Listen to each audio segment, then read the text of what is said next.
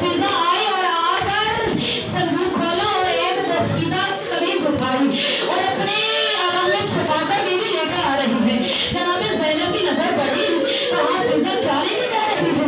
कहा कुछ नहीं बीवी। कहा बताइए क्या लेके जा रही है?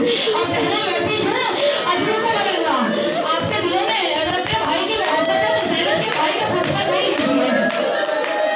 खुदा के नाम पर सलामती है। कभी भी बताइए क्या लेके जा रही है? कभी ने नहीं बताया तो बीवी ने कहा मुझे अम्मा फिजा आप तो मेरी मां के हक तरह से बताइए। अब कहा हुसैन ने ये कमीज तलबी है। जनाब समीरा खड़ी देख रही थी ना, तो जनाब ज़ैनब ने कहा अम्मा फिजा ये क्यों नहीं कहती आपके भाई का कफन लेकर जा रही है?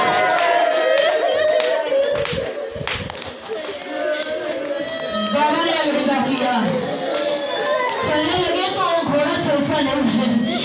सकीना घोड़े की शुभों से लपट गई।